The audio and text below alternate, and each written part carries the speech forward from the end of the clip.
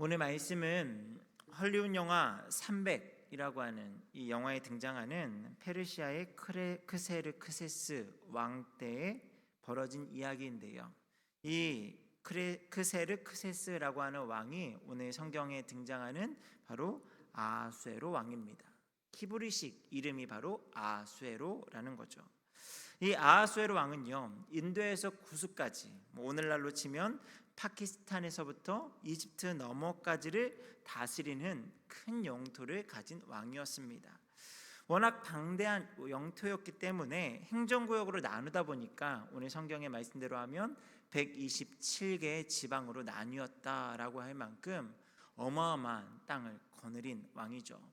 오늘날 우리가 생각하는 행정구역으로 치면 한 도 단위 정도 된다라고 이제 성경학자들이 이야기하는데 127개의 도가 되는, 우리나라는 전국에 몇 도가 있죠?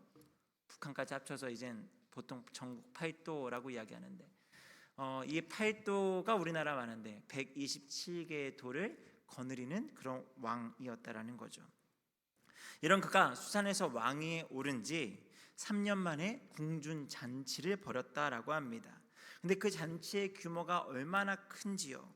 무려 180일 동안이나 이 잔치가 벌어졌는데 거의 6달 정도가 되는 시간 동안 1년의 반 정도를 잔치를 하며 그냥 나라가 매일같이 술판을 벌이고 축제를 벌이는 그런 시간들을 보내도 될 만한 그런 강대한 부유한 나라였고, 그런 엄청난 잔치가 벌어지고 있다라는 것을 보게 됩니다.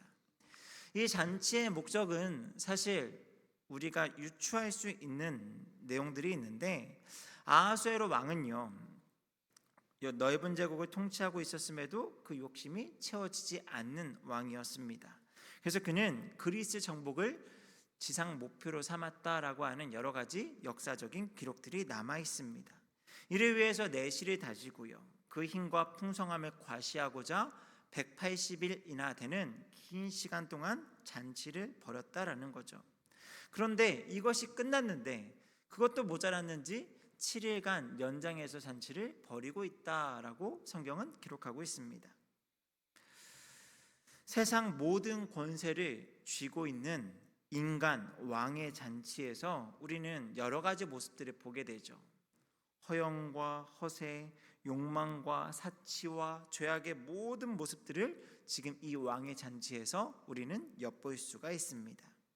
그런데 놀랍게도 이 인간의 여러 가지 죄악적인 모습들이 다 드러나고 인간이 가질 수 있는 최고와 그 모든 것들을 다 드러내는 그런 왕의 잔치에서 하나님께서 일하고 계심을 알 수 있는 한 가지 사건이 벌어지게 되는데요, 그것은 바로 왕후 와스디의 항명 사건입니다.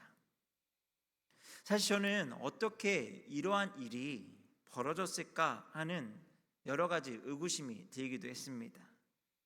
당시 절대 왕정 국가였기 때문에 왕의 말 한마디가 일반적으로 국가 안에 만들어져 있는 법보다 우선하는 시기였습니다.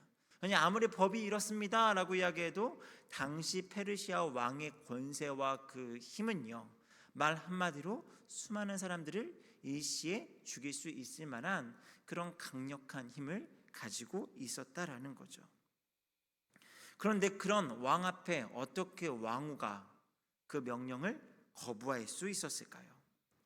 그렇다고 왕의 명령이 사실 오늘 우리가 본 말씀에 의하면 그렇게 대단히 무리한 요구를 하는 것 같지도 않습니다.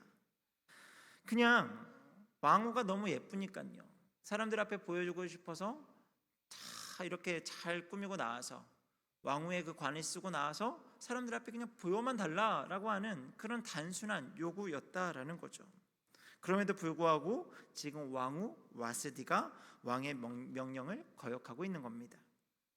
애초에 사건이 벌어지게 된 발단은 어찌 보면 왕의 자존심 때문이었다라고 왕에게 탓을 돌릴 수도 있습니다. 수많은 신하들 앞에서 어찌됐든 출중한 미모의 소유자였던 자신의 아내 와스디를 신하들 앞에 보임으로써 자신의 능력을 과시하고자 했을 수도 있고요, 그것 가운데 어떤 만족을 느끼고 싶었을 수도 있습니다. 또 신하들 앞에서 왕으로서의 자신심을 높이고자 했는데 지금 도리어 그 자존심이 꺾여지고 있으니까요. 왕이 항명하는 그것으로 인해서 그 모든 체면과 그 왕이 가지고 있던 그 모든 그것들이 다 꺾여져 버리니 12절의 말씀처럼 그의 마음에 불타는 분노가 일어나게 되고요. 그 분노가 여지없이 왕후 와스디에게 향하게 되었다라는 거죠. 그렇다면 왕후는 왜 나가지 않았을까를 우리는 잠시 생각해 볼 필요가 있습니다.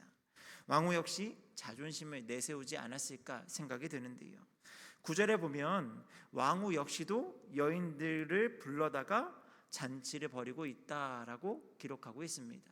그러니까 지금 왕도 수많은 대신들, 수많은 사람들을 불러다 놓고 잔치를 벌이고 있지만 한쪽에서는 왕후가 그 지역의 수많은, 그 나라의 수많은 여인들을 불러다 놓고 이 잔치를 벌이고 있다라는 거죠.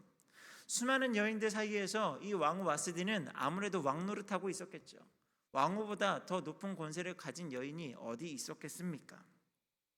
아마도 주변의 수많은 여인들이 와스디를 향해서 아첨을 하고 좋은 말을 하며 그렇게 떠받들어주는 그런 시간들을 보내고 있었을 것입니다. 그 순간만큼은 왕 부럽지 않은 권세를 누리고 있었다라는 거죠. 그러던 중에 왕이 보여주기식으로 자신의 수많은 사람들 앞에 과시용으로 이용하려고 하니 자존심이 허락하지 않았을지도 모르겠습니다. 그리고 뒤에 나오는 판결과 또 그 뒤에 나오는 이 왕후 와스디에 대한 이야기뿐만 아니라 대신들이 이 일을 어떻게 처리하는 것 과정에서 이 여인들에 대한 이야기를 함께 하는 것을 보면 아마도 지금 이 왕후 와스디의 항명 사건은 조금 더 확전될 수 있고 더 심각해질 수밖에 없었던 것이 나라의 기강을 세우는 일에 있어서 여인들을 싸잡아다가 여인들이 남자의 권위에 불복종하는 것처럼 되는 것 때문에 일이 더 커지게 되는 것, 사실 참 말도 안 되는 일이 시작이 되어서 그 일이 참 눈덩이 것처럼 커지게 되는 그런 모습들을 우리는 보게 됩니다. 사실 아하수에로 왕은요, 이 일로 인해 아주 불쾌하고 화가 나서 그렇게 분노가 일어난다라고 하는 모습을 보여주기도 합니다. 하지만 그 행동에 있어서는 사실 꽤나 이성적이고 침착하다라는 것을 우리는 말씀을 통해서 알 수 있습니다. 우리는 보통 페르시아라고 하는 이 이방 땅의 군주, 이 페르시아 왕에 대한 지식이 많지가 않습니다.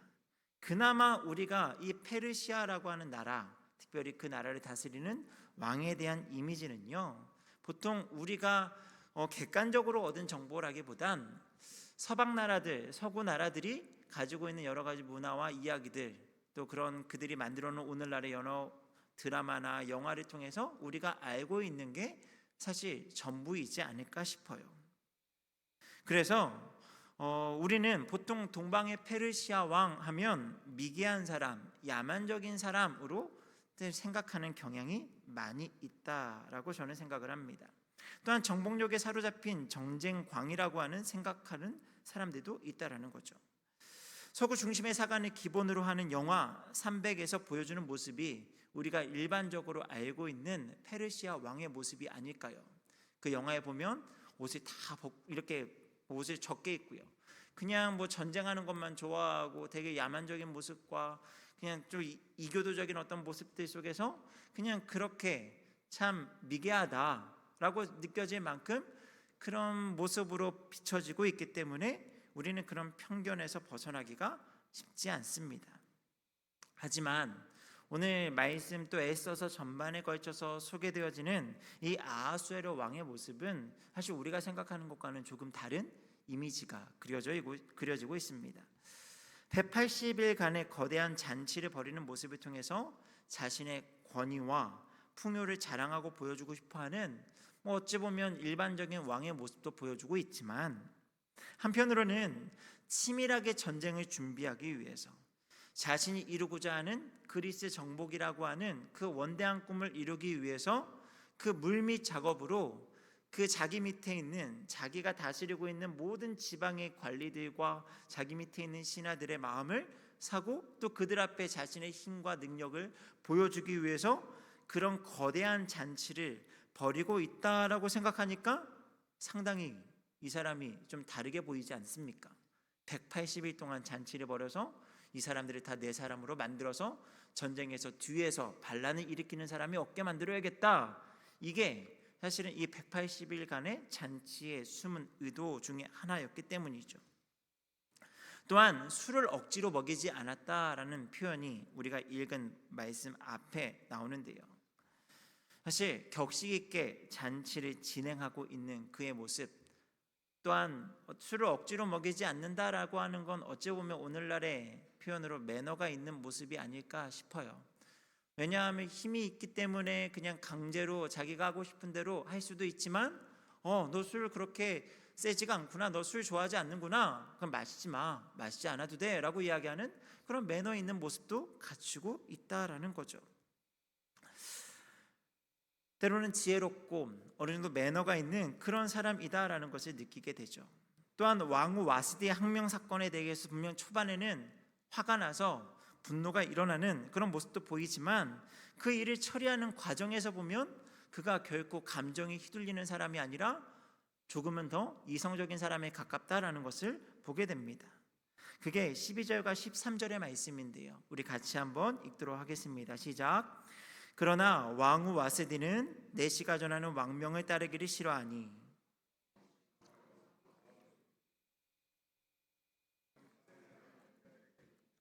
왕이 규례와 법률을 아는 자에게 묻는 전례가 있는데, 분명 그의 마음에 화가 막 불붙듯 일어납니다. 이건 일반적인 사람으로서 다 일어나는 마음이지 않을까 싶습니다. 하지만 그 마음을 이성으로 컨트롤할 수 있는 왕이었다라는 거죠. 그냥 마음 내키는 대로, 마음이 가는 대로 행하지 않고요, 이전에 어떤 전례가 있었고 어떻게 했는지를 생각하고 그것 가운데 철저하게 이성적으로 일을 처리해 나가는 모습. 그래서 지방관 중 한 명인 무붕안의 제안에 따라 합리성을 따져서 결정을 하는 모습이 1장 후반부에 등장을 하고 있습니다. 이런 모습을 볼 때 앞으로도 아하수에로 왕은 어떤 모습일까라고 하는 기대감이 생길 정도죠. 그냥 편파적이거나 편협한 판단을 하지 않을 사람으로 예측이 되기도 하고요. 만약 잘못을 한다면 주변의 잘못된 조언으로 그런 것이기도 하지만 바른 정보와 조언을 받기만 한다면 바르게 결정할 수 있는 그런 합리적인 사람이다라고 하는 그런 큰 기대감이 생기게 되는 것, 그게 바로 아하수에로 왕이 보여주는 모습입니다. 사실 본문만 본다면 왕의 명령이 이상하다라기보다는 저는 아무리 생각해도 왕후 와스디의 행동이 이해가 가지 않았습니다. 물론 자존심이 상할 수 있고요, 기분이 나쁠 수도 있습니다. 하지만 그래도 절대 왕정 국가에서 왕의 명령을 거부한다라는 것이 결코 바른 판단은 아니지 않았을까요? 혹시나 그것이 수익기였는지도 모르고요, 잠깐의 만용이었을지도 모릅니다. 어찌됐든 우리는 그 이유를 알 수 없지만 왕후 와스디는 결국 그런 행동을 했고 결국에는 폐위가 되었다라는 것이 성경이 우리에게 알려주는 결론입니다. 왕후 와스디의 폐위는요, 와스디 개인에게는 아주 작은 일로 말미암아 정말 그 일에 비해서 너무나 큰 비극을 경험하는 일이었을지 모르겠지만 사실 이 일은 이후에 유대 여인 에스더가 왕후가 될 수 있는 길을 열어놓는 결정적인 일이었고요, 그것이 앞으로 일어나게 될 유다인에 대한 엄청난 참사를 막아줄 수 있는 유일한 제동장치로서 역할이 되고 있는 것을 우리는 알게 됩니다. 오늘 말씀이 벌어진 장소와 환경은 인간이 추구하는 부와 권력과 지혜와 화려함 등이 가득한 곳이죠. 왕의 180일 동안 벌어진 잔치요, 당시 인간이 만들 수 있는 최고의 자리였고 화려함의 극치였습니다. 하나님이 필요하지 않은 자리였고 어찌 보면 하나님을 배격하는 자리였습니다. 그런데 그곳에서 아무도 예상하지 못했던 일이 벌어진 거죠. 절대 권력의 소유자 왕에 대해서 명령을 거부하는 사건. 이 모든 일이 세상이 말하는 우연이라는 말로 우리가 담아낼 수 있을까요? 우연이라는 말은 우리 믿는 자들, 기독교인들이 쓰는 용어가 아닙니다. 우리는 우연이라는 단어가 아닌 하나님의 섭리라는 단어를 사용하게 됩니다. 이런 일들을 바라볼 때요, 하나님께서 계획하시고 이끌어 가신다. 하나님의 통치 아래 우리의 삶을 주관하고 계신다. 우리는 이렇게 보아야 한다라는 거죠. 성경 66권 중에요, 유일하게 하나님, 여호와라는 단어가 들어가지 않은 성경이 있습니다. 그 성경이 무슨 성경인지 아십니까? 바로 오늘 우리가 읽은 이 에스더 성경입니다. 그래서 어떤 사람들은요, 이 에스더 성경이 성경으로서 합당하냐라고 물을 만큼 하나님에 대한 단어나 언급이 없습니다. 여호와, 하나님 이런 단어가 등장하지 않는 성경. 그래서 하나님이 전혀 나타나지 않아서 이것은 성경이 아닙니다 라고 이야기하는 사람도 있지만, 사실 저는 제가 본 어떤 성경보다 하나님의 일하심이 너무나 큰 성경 하나가 바로 에스더 성경이라고 확신합니다. 그래서 세상의 영향을 정말 많이 받고 살아가는 우리 현대 기독교인들, 바로 우리잖아요. 그래서 우리가 살아가는 세상 속에서 보면 하나님이 보이지가 않습니다. 하나님에 대한 이야기를 나누는 것이 어찌 보면 창피해서 그 이야기가 우리 안으로 쏙 들어가 있진 않습니까? 이맘쯤 되면 이젠 거리에서 캐롤이 많이 울려 퍼지던 이전과 다르게 지금은 저작권법이라고 하는 것으로 인해서 거리마다 캐롤이 울려나지 않습니다. 이만큼 하나님이 사라진 시대를 살아가면서 우리 인생에는 어찌 보면 하나님이 없는 것처럼 보이는 우리에게 어찌 보면 더 큰 은혜가 되고 의지할 수 있는 성경이 바로 이 에스더서가 아닐까 생각이 든다라는 거죠. 마치 이방 나라 페르시아에서 하나님을 찾아볼 수 없는 그 이방의 환경 가운데 보이지 않게 일하시는, 심지어 제국의 왕실에서, 왕의 잔치 자리에서, 또 왕후의 오판과 그런 잘못된 선택 가운데에도 하나님께서 일하시고 계신다라고 하는 것들을 보여주는 성경이 바로 에스더 성경이 아닐까요? 믿음의 성도 여러분, 하나님의 섭리는요, 교회 안에서만 일어나지 않습니다. 보통 우리는 하나님의 역사, 하나님은 교회에서만 일하실 거야 라고 생각하지만, 하나님이 일하시는 곳은요, 교회에서만 일하시는 것이 아니다라는 거죠. 우리가 어디에 있든, 우리 믿는 자가 아니더라도 세상의 역사 가운데 하나님께 주관하고 계신다라고 믿는 것, 이것이 우리의 신앙이고요, 그것이 우리의 살아갈 힘이 되는 줄 믿습니다. 그러니 우리는 우리의 삶에 벌어지는 많은 일들 가운데 항상 하나님의 섭리를 찾아야 합니다. 하나님께서 지금 나의 삶을, 또 지금 이 나라 이 민족을, 또 세계 열방을 어떻게 주관하고 계시고 어떻게 다스리고 계신지, 내 삶의 작은 구석구석에 하나님께서 어떤 일들을 행하고 계신지를 찾아갈 수 있다면 우리는 그런 기쁨을 소소하게 또 발견할 수 있지 않겠습니까? 때로는 내가 받아들일 수 없고 내가 감사할 수 있는 일이 아닐지라도 우리는 하나님께서 나에게 분명 좋은 것을 주시고 나를 인도하신다는 확신 가운데 살아갈 수 있는 그 힘과 지혜가 바로 이 하나님의 섭리를 이해함에 있어 주어지는 줄 믿습니다. 그러니 확실히 아는 것 한 가지를 붙잡고 오늘 우리가 기도하며 나아가기를 바랍니다. 하나님은 왕의 잔치 자리에서도 일하시고 계신다.